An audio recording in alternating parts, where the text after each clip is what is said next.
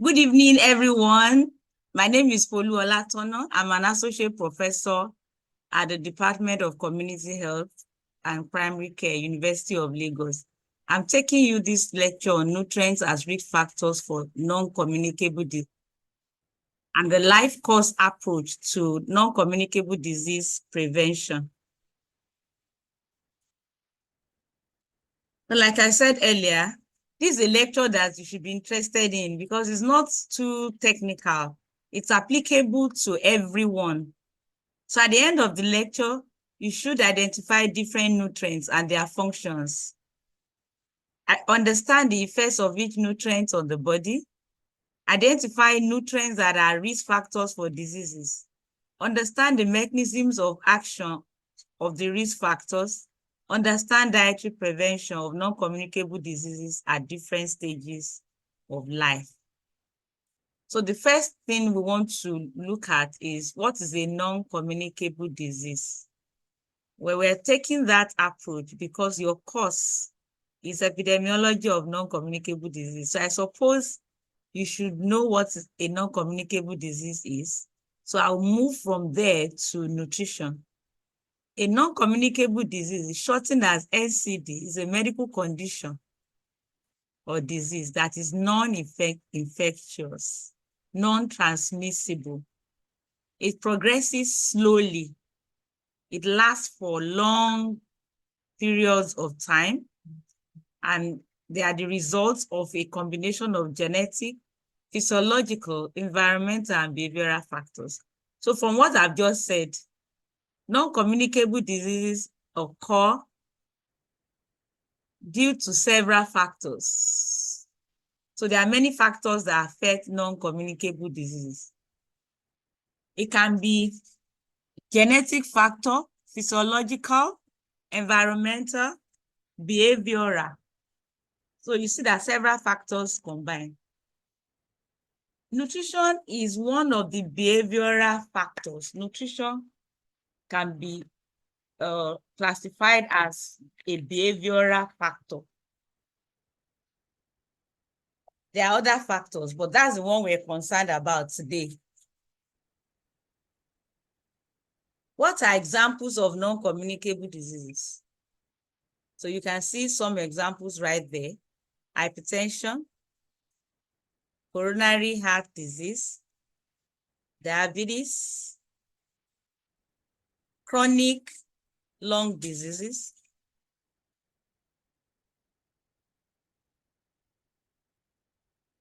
cancer. All of them can be influenced by nutrition. So the behavioral factors, the major ones are tobacco use, physical inactivity, unhealthy diet, harmful use of alcohol. So the two that are related to nutrition are unhealthy diet, harmful use of alcohol. Yeah, physical inactivity too is related.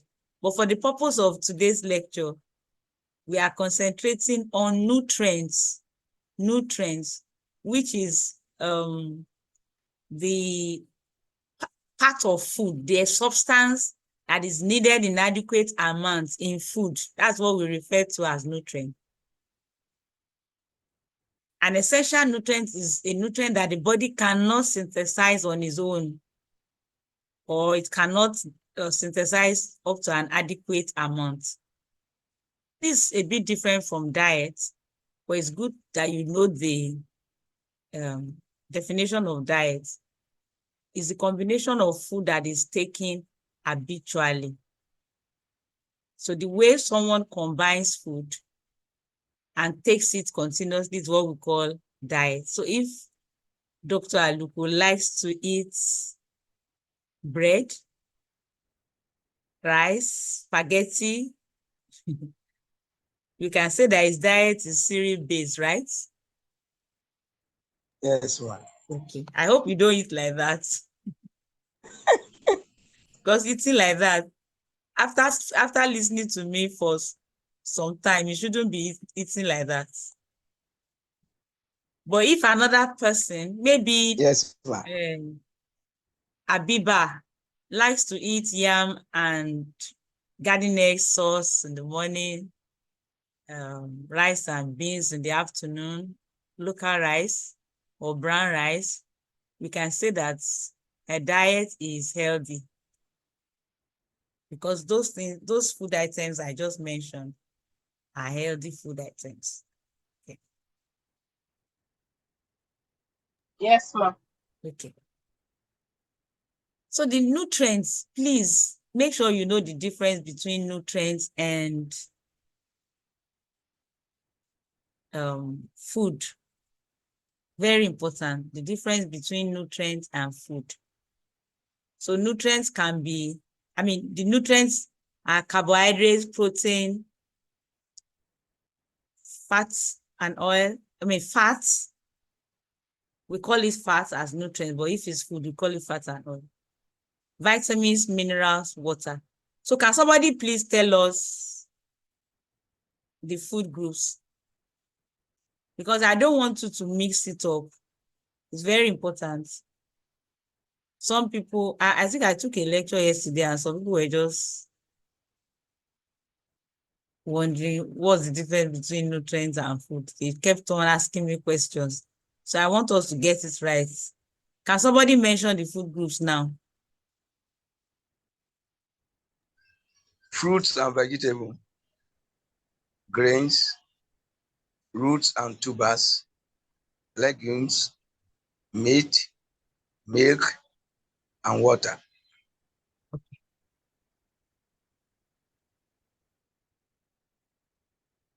So can you give examples from each? I think yam is a good example of tubers. Good evening, ma. Yam is a good example. Okay, good. More? Grains, example of grains. Rice. Corn. Yes. Wheat. Yes, Millet. wheat is correct. Millets, oats, they are all examples of grains. What about roots and tubers? Soya bean. Pardon me? Soya bean. Soya bean is an example of legume. Okay. Okay, Then meat, beef, chicken, turkey, and others, including fish. They are in that meat group. So from what I've said now, if I mention carbohydrates, what is that? Is that food? No, that is nutrient. Nutrient, thank you. If we are talking about rice, is it carbohydrate or is it cereal? What will you call rice? Food. It's food. Very good. So it's a grain. Rice will be carbohydrate. You see, somebody is still making the mistake. Don't let them hear you. Quickly shut down you. Quickly mute yourself. So rice is grain, not carbohydrates.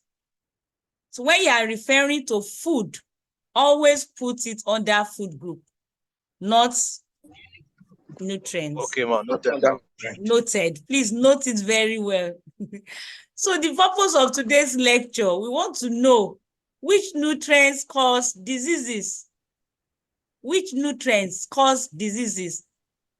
Which nutrients, whether deficiency or abundance or overabundance, that will lead to diseases. Again, the nutrients are carbohydrates, proteins, fats, vitamins, minerals, water. That's the purpose of today's lecture. Straightforward, simple, right? So let's look at the functions of nutrients. From there, we'll be able to deduce the diseases. When we look at the functions, it will help us. The first nutrient, the big one we want to look at, is carbohydrates. They are the main sources of energy for the body. Without carbohydrates, the body cannot function properly. So it's very important that everybody takes adequate carbohydrates, but not excess. Sources of carbohydrates include fruits, sugars, grains, starchy vegetables, legumes. At least half of the grains consumed should be whole grains. That's the rule. Because grain is a very important source of carbohydrates. So if people consume refined grains most of the time, they will likely run into trouble with carbohydrates because they'll be taking too much. Are you still with me? Yes, ma'am. Okay, very good. So if somebody is taking whole grains, fruits, vegetables that have a lot of fiber, the person is likely to reduce the risk of coronary heart disease, reduce the risk of obesity, even cancer. But people who indulge in refined grains put themselves at higher risk of all non-communicable diseases because carbohydrates, if in excess, will lead to obesity, and obesity is a precursor of several non-communicable diseases. Make sure you understand that. It's very central to today's topic. But if you make use of whole grains and eat roots and tubers, or what we call starchy vegetables, in moderate amounts, while you avoid sugar, too much fruits, and other refined carbohydrates, then you reduce the risk of non-communicable diseases. You can pick any one and it will be applicable, whether heart disease, diabetes, hypertension, cancer, or any other one, okay? Recommended dietary allowance of calories in a day for ladies is about 1,900 to 2,200 kilocalories. And for men, 2,300 to 2,900. So it's important that enough is taken. Otherwise, too little carbohydrates can lead to liver disease, and excess carbohydrates can lead to obesity, which will cause other non-communicable diseases. So I hope that is clear. We've dealt with one nutrient. Now let's look at protein. Protein is a major structural component of cells and is responsible for building and repair of body tissues. So that means protein is very key to building body tissues. Protein is usually broken down into amino acids. So those are the components, the building block of protein, amino acids. And all the array of amino acids that are consumed through foods that are high in protein are necessary. 9 of the 20 amino acids are essential, must be provided in the diet. The rest can be provided by the body. 10 to 35% of daily calories should come from lean protein sources. So when we say lean protein sources, examples include low-fat meat, fish, low-fat dairies, beans, and eggs. Too little protein can lead to undernutrition in children, which is a risk factor for non-communicable diseases in adulthood. So what that statement means is that children who are undernourished in early life are at higher risk of non-communicable diseases in adulthood. So you see that protein as a nutrient is important in the causation of or as a risk factor for non-communicable diseases, whether too little or too much. Too much protein leads to childhood obesity, and that is also a risk factor for non-communicable diseases. As a matter of fact, if a child older than 2 years is consuming too much protein, you may think it's just a little child. That child is already set on a highway for non-communicable diseases. So this is one of the reasons why children should take breast milk rather than infant formula. Because if a child is fed infant formula from early life and continues like that, the taste is already developed for processed foods. That child may not enjoy natural food, may choose processed foods, and that trend continues. The child is taking too much protein, becoming obese, and research says that 80% of children who are obese in childhood will remain as obese adults. Too much protein leads to kidney damage, even amongst adults. So it's very important. In adulthood, too little protein can lead to dysnutrition, a situation where the adult is lean around the neck and at the same time is having obesity around the abdomen. That means that adult has little protein being used up for building the cells, and at the same time has excess fat that is being stored in the abdominal region. The daily amount that is recommended is 0.8 grams per kg per day. Fat and oil, so like I said, we call it fat as a nutrient, is an energy source. Intake increases the absorption of fat-soluble vitamins, A, D, E, K. 20 to 35% of daily intake of energy should come from fat. Plant-based oil are safer than animal-based. Therefore, it's important that people take more of plant-based oil than animal. Fish oil is peculiar, is rich in omega-3 fatty acids. So intake of saturated fat should be limited. Total fat intake should be limited to 30% of energy. High-density lipoprotein protects the heart, while low-density lipoprotein increases the risk of cardiovascular event. So which one must be reduced? Low-density lipoprotein. So another nutrient is vitamin. Vitamin C and E are antioxidants. They are important for boosting the body's immunity. The antioxidants help to prevent premature aging and to fight cancer. So you know what will happen if they are low. If the amount consumed is low, the person will have less immunity. And we need to understand that immunity is not just for cold. Building your immunity is not just to prevent malaria. You can also prevent cancer, diabetes, and other diseases. Vitamin D is important for maintaining calcium homeostasis and preventing osteoporosis. So since it's not available in most foods, then we have to expose ourselves to sunshine.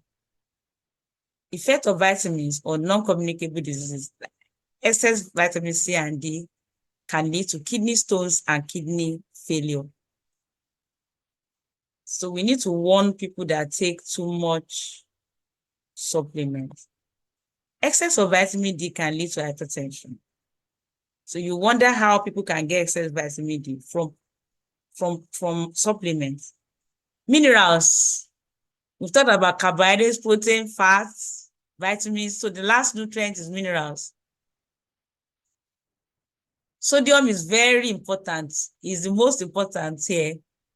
It helps to maintain fluid volume outside the cells, makes cells to function normally, but the amount taken should not exceed 2,400 milligrams per day.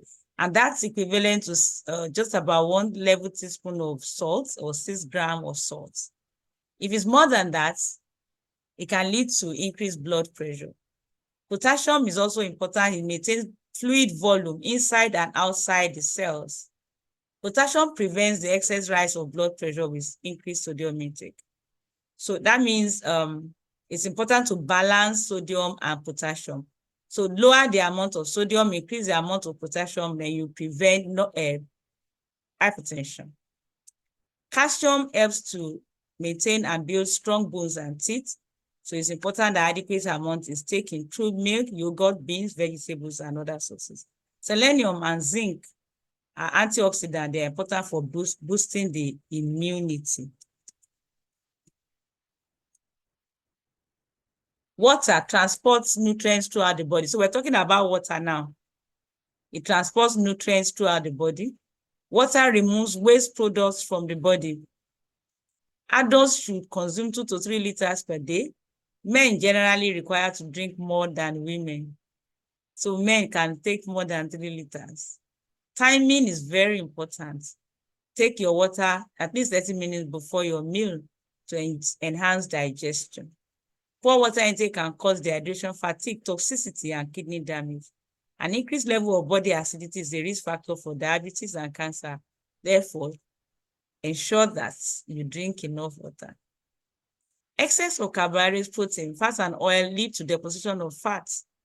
And when obesity occurs, it becomes a risk factor for non-communicable diseases. So this is like a summary of what I have said. These notes: excess of sodium and deficiency of of potassium lead to hypertension, while excess of refined sugar depletes insulin and is a risk factor for diabetes. So the second part of the lecture is life course approach to non-communicable disease prevention.